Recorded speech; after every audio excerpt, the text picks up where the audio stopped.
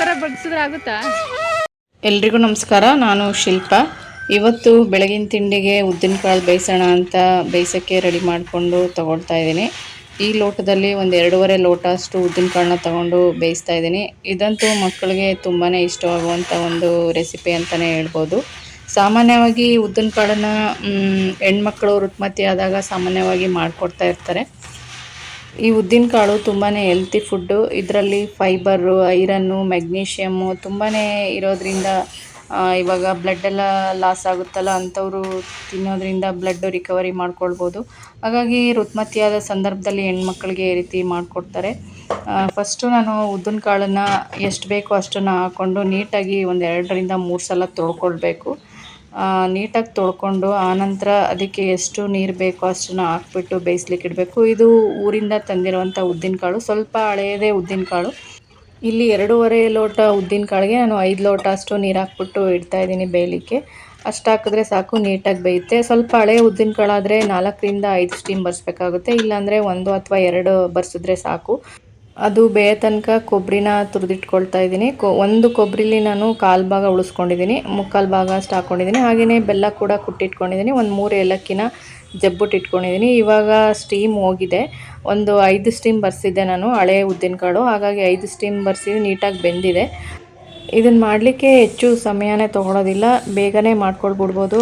ಬೆಳಗಿನ ತಿಂಡಿಗೆ ಆರಾಮಾಗಿ ಮಾಡ್ಕೊಂಬಿಡ್ಬೋದು ಬೇಗನೆ, ಅಂದರೆ ಹೆಚ್ಚು ಟೈಮ್ ತೊಗೊಳಲ್ಲ, ಬೇಗನೆ ಆಗಿಬಿಡುತ್ತೆ.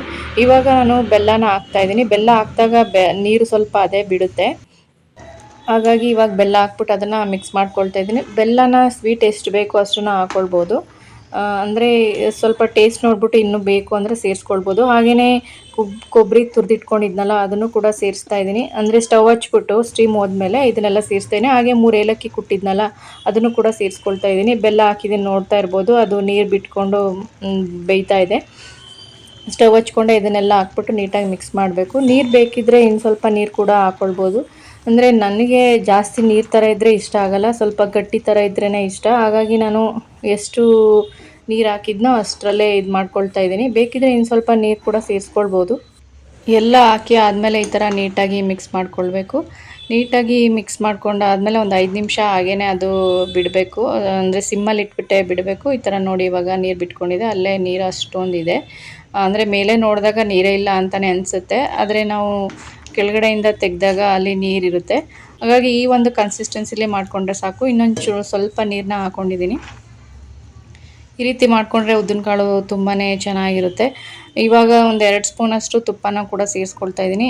ಉದ್ದಿನಕಾಳಿಗೆ ತುಪ್ಪ ಹಾಕ್ಕೊಂಡು ತಿಂದ್ರೇ ಒಂಥರ ತುಂಬ ಚೆನ್ನಾಗಿರುತ್ತೆ. ತಟ್ಟೆಗೆ ಕೂಡ ಹಾಕ್ಕೊಂಡು ತಿನ್ಬೋದು, ಅಥವಾ ಇಲ್ಲೇ ಕೂಡ ಹಾಕ್ತೀನಿ ಅಂದರೆ ಇಲ್ಲೂ ಕೂಡ ಹಾಕ್ಕೊಳ್ಬೋದು. ಸಾಮಾನ್ಯವಾಗಿ ಉದ್ದಿನಕಾಳು ಬಿಸಿ ಇದ್ದಾಗ ತಿನ್ನಲ್ಲ, ಅಂದರೆ ಅದು ಆರ್ದಾಗ್ಲೇ ಒಂಥರ ತುಂಬ ಟೇಸ್ಟು. ಹಾಗಾಗಿ ನಾನು ಇಲ್ಲಿಗೇ ಹಾಕ್ತಾಯಿದ್ದೀನಿ. ಇದರಲ್ಲಿ ಬೆಲ್ಲ, ಕೊಬ್ಬರಿ ಮತ್ತು ತುಪ್ಪ ಎಲ್ಲ ಹಾಕಿ ಮಾಡೋದ್ರಿಂದ ಒಂದು ಒಳ್ಳೆ ಹೆಲ್ತಿ ಫುಡ್ ಅಂತಲೇ ಹೇಳ್ಬೋದು. ಹಾಗೆಯೇ ಬೋನ್ ಡೆವಲಪ್ಮೆಂಟಿಗೆ ಇದು ತುಂಬಾ ಒಳ್ಳೆಯದು. ಇದನ್ನು ಹದಿಹರೆಯದ ವಯಸ್ಸಿನ ಮಕ್ಕಳಿರ್ತಾರಲ್ಲ ಅವ್ರಿಗೆ ಹೆಚ್ಚಾಗಿ ಮಾಡಿಕೊಡ್ಬೇಕು. ಯಾಕಂದರೆ ಆ ವಯಸ್ಸಿನಲ್ಲಿ ಅವರು ಹೆಚ್ಚಾಗಿ ಬೆಳವಣಿಗೆ ಹೊಂದ್ತಾ ಇರ್ತಾರೆ. ಈ ಥರ ಫುಡ್ಗಳನ್ನ ಅವ್ರಿಗೆ ಕೊಡಬೇಕಾಗುತ್ತೆ. ಹಾಗೆಯೇ ಏಜ್ ಆಗಿರ್ತಾರಲ್ಲ ಅವ್ರಿಗೂ ಕೂಡ ಕೊಟ್ಟರೆ ತುಂಬಾ ಒಳ್ಳೆಯದು. ಯಾಕಂದರೆ ಏಜ್ ಆದಮೇಲೆ ಮೂಳೆ ಎಲ್ಲ ಸೌದೋಗ್ತಾ ಇರುತ್ತೆ. ಹಾಗಾಗಿ ಈ ಥರ ಫುಡ್ನ ಕೊಟ್ಟಾಗ ಒಂಥರ ಒಂದು ಒಳ್ಳೆ ಹೆಲ್ತಿ ಫುಡ್ ಅಂತಲೇ ಹೇಳ್ಬೋದು. ಬೋನ್ ಡೆವಲಪ್ಮೆಂಟಿಗಂತೂ ಈ ಉದ್ದಿನಕಾಳು ತುಂಬಾ ಸಹಾಯ ಮಾಡುತ್ತೆ. ಇದ್ರ ಜೊತೆಗೆ ಸ್ವಲ್ಪ ಪಪ್ಪಾಯ ಹಾಗೆಯೇ ಪೈನಾಪಲ್ ಇತ್ತು, ಅದನ್ನು ಸಹ ಕಟ್ ಮಾಡಿ ನನ್ನ ಮಕ್ಕಳಿಗೆ ಸರ್ವ್ ಮಾಡ್ತಾಯಿದ್ದೀನಿ. ಈ ಥರ ಕೊಟ್ಟರೆ ಅವ್ರಿಗೆ ತುಂಬಾ ಇಷ್ಟ ಆಗುತ್ತೆ ತಿನ್ನಲಿಕ್ಕೆ, ಹಾಗಾಗಿ ಈ ಥರ ಕೊಡೋವಂಥದ್ದು. ಬೆಳಗಿನ ತಿಂಡಿಗೆ ಇದಾಯಿತು. ಮಧ್ಯಾಹ್ನ ತುಂಬ ಬಿಸಿಲಿರುತ್ತಲ್ಲ, ಹಾಗಾಗಿ ಸ್ವಲ್ಪ ಬಾಲ್ದಣ್ಣೆಲ್ಲ ಇತ್ತು, ಹಾಗಾಗಿ ಜ್ಯೂಸ್ ಮಾಡೋಣ ಅಂತ ಜ್ಯೂಸ್ ಮಾಡಲಿಕ್ಕೆ ನೀರೆಲ್ಲ ಹಾಕ್ಕೊಳ್ತಾ ಇದ್ದೀನಿ. ನಾವು 4 ಜನಕ್ಕೆ 4 ಲೋಟ ಅಷ್ಟು ಮಾಡ್ಕೊಳ್ತಾ ಇದ್ದೀನಿ. 4 ಲೋಟ ನೀರು ಹಾಕ್ಕೊಂಡು 1 ಲೋಟಕ್ಕೆ 2 ಸ್ಪೂನಷ್ಟು ಸಕ್ಕರೆ ಹಾಕ್ಕೊಳ್ತಾ ಇದ್ದೀನಿ. ಅಷ್ಟು ಹಾಕಿದ್ರೆ ಸಾಕು ಸ್ವೀಟು. ಬಾಲ್ದಣ್ಣು ಕೆಲವೊಂದು ಸ್ವೀಟ್ ಇರ್ತವೆ, ಕೆಲವೊಂದು ಹುಳಿ ಇರ್ತವೆ. ಸ್ವಲ್ಪ ಟೇಸ್ಟ್ ನೋಡಿಬಿಟ್ಟು ಹುಳಿ ಇದ್ದರೆ ಸ್ವಲ್ಪ ಸಕ್ಕರೆ ಜಾಸ್ತಿ ಹಾಕ್ಕೊಳ್ಬೇಕಾಗುತ್ತೆ. ಇಲ್ಲಾಂದರೆ ಸ್ವೀಟ್ ಇದೆ ಅಂದರೆ ಅಷ್ಟು ಹಾಕ್ಕೊಂಡ್ರೇ ಸಾಕು. ನಾನು ಒಂದು ಪುಟ್ಟದಾದಂಥ ಒಂದು ಬಾಲ್ದಣ್ಣನ್ನು ಹಾಕ್ತಾಯಿದ್ದೀನಿ. ಅಷ್ಟು ಹಾಕಿದ್ರೆ ಸಾಕು. 4 ಲೋಟಗೆ ಅಷ್ಟು ಬಾಲ್ದಣ್ಣು ಹಾಕಿದ್ರೆ ಸಾಕು. ಈ ಬಾಲ್ದಣ್ಣನ ಜ್ಯೂಸ್ ಅಂತೂ ತುಂಬಾ ಒಂಥರ ಚೆನ್ನಾಗಿರುತ್ತೆ. ಯಾಕಂದರೆ ಇದು ತುಂಬ ಬಿಸಿಲಿರೋದ್ರಿಂದ ತಂಪು ಕೂಡ.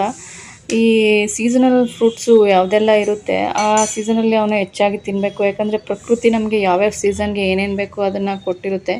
ಈಗೆಲ್ಲ ಹೆಚ್ಚು ಬಿಸಿಲಿರೋದ್ರಿಂದ ಬಾಲ್ದಣ್ಣು ಒಂಥರ ತಂಪು, ಹಾಗಾಗಿ ಅದನ್ನು ಕುಡಿಯೋದು ತುಂಬಾ ಒಳ್ಳೆಯದು. ಹಾಗಾಗಿ ಇವೆಲ್ಲ ಎಲ್ಲ ಟೈಮಲ್ಲೂ ಸಿಗಲ್ಲ, ಕೆಲವು ಸೀಸನಲ್ಲಿ ಅಷ್ಟೇ ಸಿಗೋದು. ಹಾಗಾಗಿ ಯಾವ ಸೀಸನಲ್ಲಿ ಏನು ಸಿಗುತ್ತೆ ಆ ಒಂದು ಹಣ್ಣುಗಳೇ ಇರ್ಬೋದು, ತರಕಾರಿಗಳೇ ಇರ್ಬೋದು, ಅವುಗಳನ್ನು ತಿನ್ನಬೇಕು. ಆ ಬ್ಯಾಲ್ದಣ್ಣನ್ನು ಹಾಕಿ ನಾನು ಚೆನ್ನಾಗಿ ಎಲ್ಲ ಅದನ್ನು ನೀಟಾಗಿ ಕಿವುಚ್ಕೊಳ್ತಾ ಇದ್ದೀನಿ. ಹಾಗೆಯೇ ಅಲ್ಲಿ ಏನೇನು ಬೀಜ ಇತ್ತು ಅದನ್ನೆಲ್ಲ ಹಾಗೆಯೇ ಕೈಯಲ್ಲೇ ತೊಗೊಳ್ತಾ ಇದ್ದೀನಿ. ಇದನ್ನು ಫಿಲ್ಟ್ರ್ ಮಾಡ್ಕೊಂಡು ಕೂಡ ಕುಡಿಬೋದು, ಇಲ್ಲ ಹಾಗೆಯೇ ಕುಡಿತೀನಿ ಅಂದರೆ ಹಾಗೆ ಕುಡಿಬೋದು. ನಾನು ಗಿಲ್ಟ್ರ್ ಏನು ಮಾಡಲ್ಲ. ಹಾಗಾಗಿ ಅದು ಏನು ಬೀಜಗಳೆಲ್ಲ ಇರುತ್ತಲ್ಲ ಅದನ್ನೆಲ್ಲ ಹಾಗೆ ತೆಗೆದುಬಿಡ್ತಾ ಇದ್ದೀನಿ. ತೆಗೆದುಬಿಟ್ಟು ಹಾಗೆ ಆನಂತರ ಅದನ್ನು ಉಪಯೋಗಿಸ್ಕೊಳ್ಬೋದು. ಇಲ್ಲಿ ನಾನು ಸಕ್ಕರೆ ಹಾಕ್ಬಿಟ್ಟು ಮಾಡಿದ್ದೀನಿ. ಸಕ್ಕರೆ ಬೇಡ ಅಂದರೆ ಬೆಲ್ಲ ಕೂಡ ಹಾಕ್ಬಿಟ್ಟು ಮಾಡ್ಕೊಳ್ಬೋದು. ಅದು ಕೂಡ ತುಂಬಾ ಚೆನ್ನಾಗಿರುತ್ತೆ. ಬ್ಯಾಲ್ದಣ್ಣನ ಜ್ಯೂಸನ್ನ ಸೋಸ್ಬಿಟ್ಟು ಕುಡಿಯೋದಕ್ಕಿಂತ ಹಾಗೆ ಕುಡಿದ್ರೆ ಒಂಥರ ಚೆನ್ನಾಗಿರುತ್ತೆ. ಸ್ವಲ್ಪ ಏಲಕ್ಕಿ ಪುಡಿ ಕೂಡ ಸೇರಿಸ್ತಾ ಇದ್ದೀನಿ. ಸೇರಿಸ್ಬಿಟ್ಟು ನೀಟಾಗಿ ಮಿಕ್ಸ್ ಮಾಡಿ ಇವಾಗ ರೆಡಿ ಆಯಿತು. ಆ ಥರನೇ ಕುಡಿದ್ರೆ ತುಂಬ ಚೆನ್ನಾಗಿರುತ್ತೆ. ಅಂದರೆ ಫಿಲ್ಟ್ರ್ ಮಾಡೋದಕ್ಕಿಂತ ಬ್ಯಾಲ್ದಣ್ಣನ ಜ್ಯೂಸು ಹಾಗೆ ಕುಡಿದ್ರೆ ಒಂಥರ ತುಂಬಾ ಚೆನ್ನಾಗಿರುತ್ತೆ. ಇವಾಗ ಸ್ವಲ್ಪ ಬಿಸಿಲು ಜಾಸ್ತಿ ಇರೋದ್ರಿಂದ ಸ್ವಲ್ಪ ತಂಪಾಗಿರಲಿ ಅಂದ್ಬಿಟ್ಟು ಸ್ವಲ್ಪ ಐಸ್ ಕ್ಯೂಬ್ಸ್ನ ಹಾಕ್ಬಿಟ್ಟು ಹಾಕ್ಕೊಳ್ತಾ ಇದ್ದೀನಿ. ಒಂಥರ ಕೂಲಾಗಿರುತ್ತೆ, ಒಂಥರ ತಣ್ಣಗಿರುತ್ತೆ, ಕುಡಿಯೋದಕ್ಕೆ ತುಂಬಾ ಚೆನ್ನಾಗಿರುತ್ತೆ. ನನ್ನ ಹಸ್ಬೆಂಡ್ ಆಗಷ್ಟೇ ಮಧ್ಯಾಹ್ನ ಊಟಕ್ಕೆ ಅಂತ ಬಂದರು. ಜ್ಯೂಸ್ ಮಾಡಿದ್ನಲ್ಲ ಕೊಟ್ಟೆ. ಹೊರಗಡೆಯಿಂದ ಬಿಸಿಲಿಂದ ಬಂದ್ರಲ್ಲ, ಕುಡಿದ್ಬಿಟ್ಟು ತುಂಬ ಸ್ವಾದಿಷ್ಟವಾಗಿದೆ ಅಂತ ಹೇಳಿದ್ರು. ಅಂದರೆ ತುಂಬಾ ಚೆನ್ನಾಗಿರುತ್ತೆ, ಒಂಥರ ಐಸ್ ಕ್ಯೂಬ್ಸ್ ಹಾಕ್ಕೊಂಡು ಕುಡಿಯೋದ್ರಿಂದ ಎಷ್ಟು ಚೆನ್ನಾಗಿದೆ ನೋಡಿ. ಇದು ಹಸ್ಬೆಂಡ್ಗೆ ಸರ್ವ್ ಮಾಡ್ತಾಯಿದ್ದೀನಿ. ಈ ಸಮ್ಮರ್ ಮುಗಿಯೋ ತನಕ ನನ್ನ ಮಕ್ಕಳು ದಿನ ಒಂದು ಜ್ಯೂಸು, ಐಸ್ ಕ್ರೀಮು ಏನಾದರೂ ಒಂದು ಕೇಳ್ತಾನೆ ಇರ್ತಾರೆ. ಮಾಡ್ತಾನೆ ಇರಬೇಕು. ಇಲ್ಲಾಂದರೆ ಅವರೇ ಕೂಡ ಮಾಡ್ಕೊಂಡು ಕುಡಿದ್ಬಿಡ್ತಾರೆ. ಈ ಲೆಮನ್ ಜ್ಯೂಸ್ ಆದರೆ ದಿನ ಅವರೇ ಮಾಡ್ಕೊಳ್ತಾರೆ. ಇಲ್ಲ ನಾನು ಬೇರೆ ಯಾವುದಾದ್ರೂ ಜ್ಯೂಸ್ ಮಾಡ್ತೀನಿ ಅಂದರೆ ಅವರು ಲೆಮನ್ ಜ್ಯೂಸು ಮಾಡಲಿಕ್ಕೆ ಹೋಗೋದಿಲ್ಲ. ಸಮ್ಮರ್ ಮುಗಿಯೋ ತನಕ ಅವರು ರಜಾ ಮುಗಿಯೋ ತನಕ, ಸ್ಕೂಲ್ಗೆ ಹೋಗೋ ತನಕ ಐಸ್ ಕ್ರೀಮ್ ಮಾಡಮ್ಮ, ಜ್ಯೂಸ್ ಮಾಡಮ್ಮ, ಇದೇ ಒಂದು ರಾಗನೇ ಹೇಳ್ಕೊಂಡಿರ್ತಾರೆ. ಜ್ಯೂಸೆಲ್ಲ ಕುಡ್ಕೊಂಡಾದ್ಮೇಲೆ ನಮ್ಮ ಹತ್ರನೇ 3 ಥರದ ಮ್ಯಾಂಗೋಗಳಿದ್ದಾವೆ. ಅದನ್ನು ಕೀಳ್ತಾ ಇದ್ದೀವಿ ನೋಡಿ.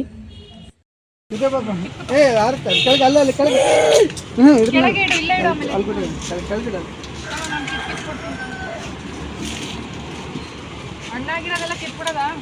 ತಗೊಳ್ಳೋ ಪಾಪು. ಇಲ್ಲ ಹತ್ರ ಬರೋ ಕೀಳತ್ತಾಗಿ.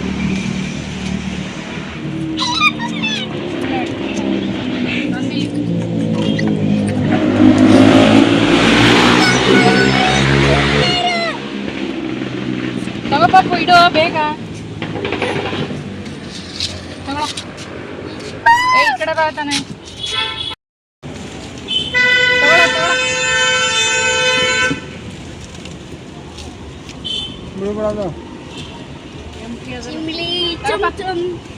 ತಗೊಳ್ಳೋ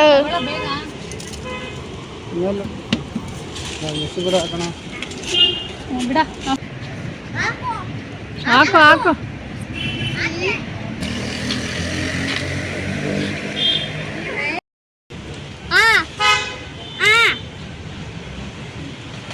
ಸಾಕು ಬಾ.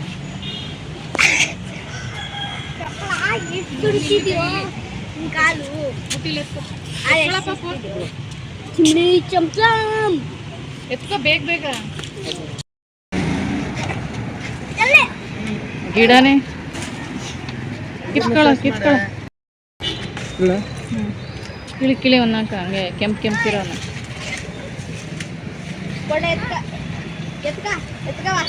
ಏ ಅಲ್ಲೇ ಇಡು. ಮತ್ತೆ ಕೆಳಗೆ ಬಂದೇ ಬರ್ತೀವಿ.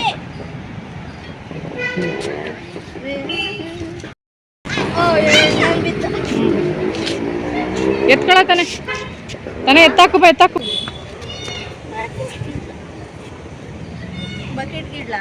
ಆ ಕಡೆ ಇಡು, ಗುಡ್ಡೆ ಕೆಂಪಗಿರೋ ಕೀಳು ಸಾಕು.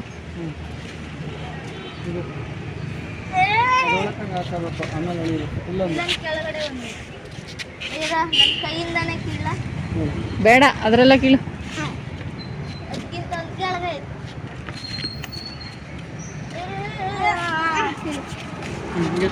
ಎತ್ಕೋ ಬಾ ಹಂಗೆ. ಎತ್ಕೋ ಬಾ, ಎತ್ತಿಡ್ಬಾ. ಎತ್ಕೋ ಪಾಪು, ಇಟ್ಕೋತಾನೆ.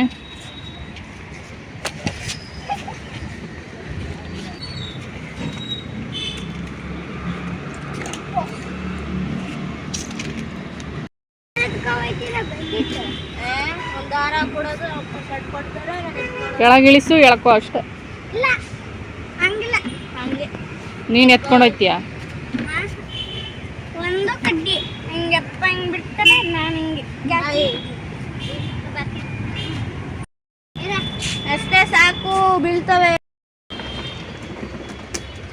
ಇಟ್ಕೊಳ್ಳೋ.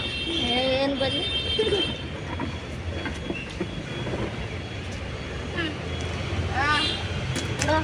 ಪಾಪು ಒಂದು ಚೀಲಕ್ಕೆ ತಗೊಂಡು ಸುರಿದ್ಬಿಡುತ್ತಾನೆ.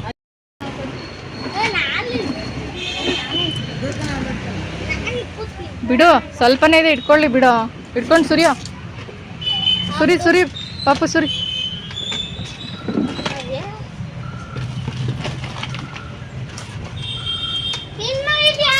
ಅಷ್ಟೇ.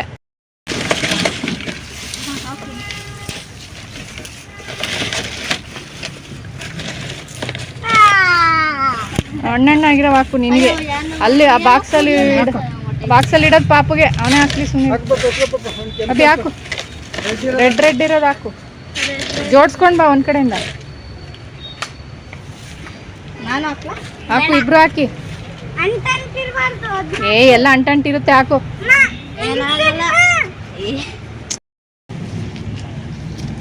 ಸುಮ್ಮನೆ ಹೋಗ. ಇಲ್ಲೇನಾಗಲ್ಲ ತಾನೆ, ಇಲ್ಲಿ ನೋಡು ಹುಲ್ಲು ಐತೆ ತಾನೆ ಅಲ್ಲಿ.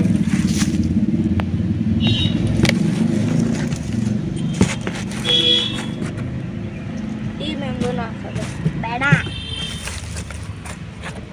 ಹೊಡ್ದು ಹಾಕ್ಬೇಡ. ಅಯ್ಯೋ ಅವ್ರು ಹಾಕೋಬೇಡ. ಹುಲ್ ತಗೋ, ಇನ್ನು ಸ್ವಲ್ಪ ಮೇಲೆ ಹುಲ್ಲಾಕು. ಇನ್ನೊಂದು ಹಾಕು, ಇನ್ನೊಂದು ವರ್ಕೆ ಹಾಕು. ಇನ್ನೊಂದು ಹಾಕು. ಚೆನ್ನಾಗಿರೋ ಎತ್ತಾಕು, ಸ್ವಲ್ಪ ಜೋಡ್ಸು. ಸ್ವಲ್ಪ ರೆಡಿಗಿರುತ್ತೆ. ಸ್ವಲ್ಪ ಇಲ್ಲಿ ಬೇಕಿತ್ತು. ಬೇಗ ಎತ್ತಾಕು.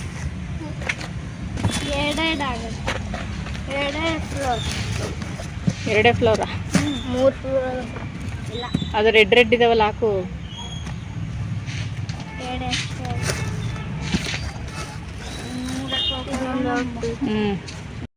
ಹಾಕು, ಹುಲ್ಲಾಕು.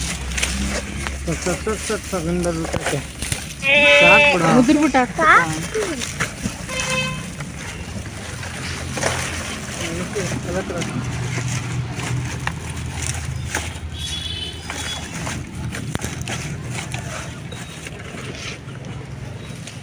ಮುಚ್ಚಿಬಿಡು.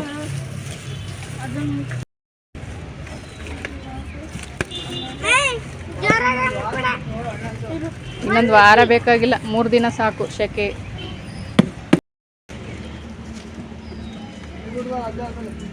ವರಂಡದಲ್ಲಿಡು.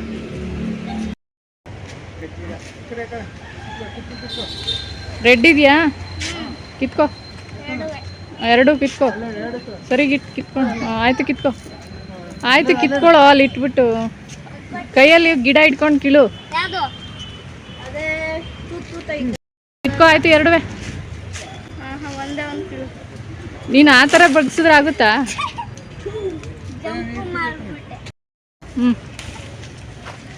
ರೆಡ್ ಇದ್ರೆ ಕಿತ್ಕೋ. ಮರನೇ ಬಗ್ಗಿಸ್ಬಾರ್ದು ಕಣೋ, ಅದಕ್ಕೆ ಬಗ್ದೇ ಇರೋ ಥರ ಕೀಳಬೇಕು.